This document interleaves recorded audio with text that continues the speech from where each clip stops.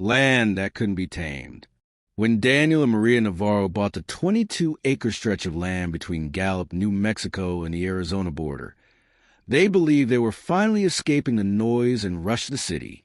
The realtor described the parcel as untouched high desert, quiet and wild, perfect for a dream home. But the locals at the nearest gas station just stared when Daniel mentioned the lot.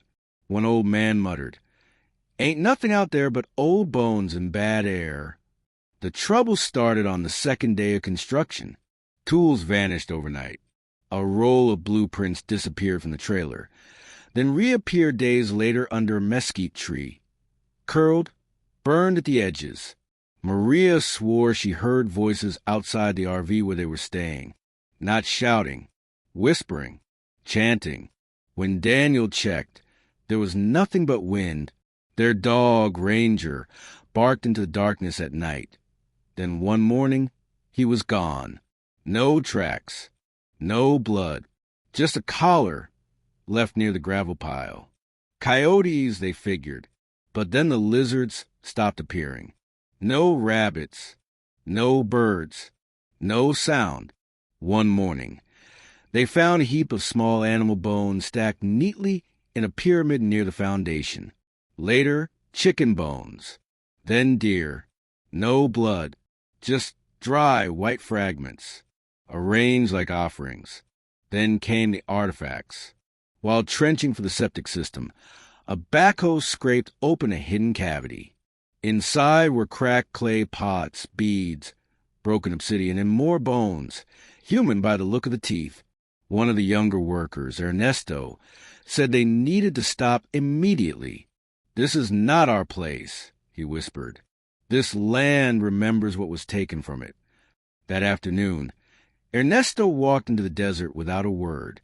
His boots and water bottle were still at the site. He hasn't been seen since. A week later, the generator failed. Though it was brand new, supplies went missing. The ground shifted strangely underfoot, like breathing. One of the carpenters reported seeing a man with the head of a coyote standing on the ridge at sunset, watching. When he blinked, it was gone. The local tribal liaison, when finally convinced to visit, grew pale at the artifacts and the layout of the land. "You didn't just build on sacred ground," she said. "You disturbed something sealed." She explained that skinwalkers weren't just myth. They were a warning, beings twisted by dark rites, drawn to violations of balance and desecration. The bones, the silence, the offerings, signs of an old protection now broken. "You cannot stop it," she said. "You can only respect it. Leave, return what you took, and ask forgiveness." Maria did the last part herself. She and Daniel returned every artifact. They stacked stones in the pattern the liaison showed them. They scattered cedar ash and blue corn. They buried the foundation.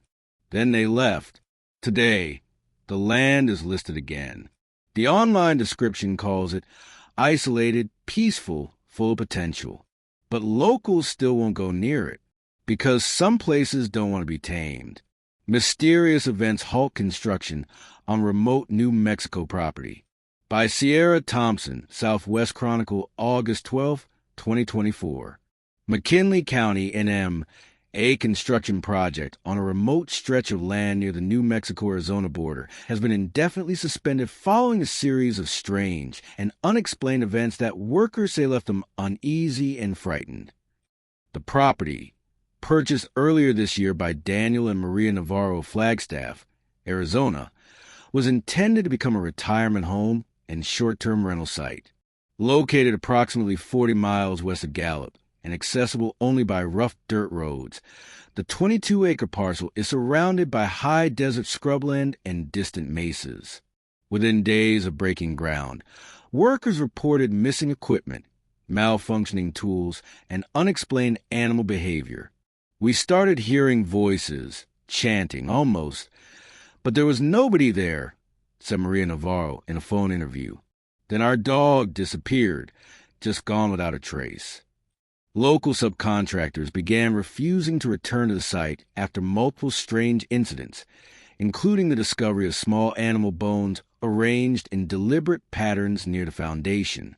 Most disturbing to the crew, however, was the sudden disappearance of Ernesto Jimenez, a day laborer from Gallup, who reportedly walked away from the site during a lunch break and never returned. "He left his lunch, his phone, everything," said Daniel Navarro.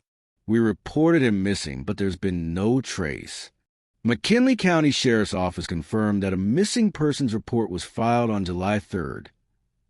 "We conducted a search of the surrounding area," said Deputy Lila Monroe, "but found no signs of Mr. Jimenez. We have no indication of foul play at this time." Further complications arose when excavation for utilities unearthed what appear to be pre-Columbian artifacts, including pottery shards, carved beads, and what may be human remains. Construction was immediately halted, and the New Mexico Office of Archaeological Studies was notified. "We're currently evaluating the site," said Dr. Evan Ta, an anthropologist affiliated with the state office. "While we cannot comment on specifics, disturbing a potential burial site, especially one of cultural significance, requires serious legal and ethical consideration." Members of the local Dine Navajo community have also voiced concerns. A tribal representative, who requested anonymity, said the land may lie near territory historically considered taboo due to oral histories involving the Naldlushii, commonly referred to in English as skinwalkers. "Some places are meant to be left alone," the representative said. "When people ignore that, strange things tend to happen."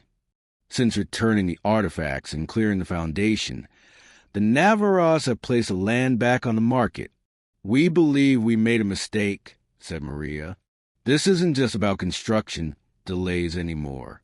We feel it's something deeper, and we're respecting that now." As of this report, the land remains vacant. Locals advise against visiting after dark.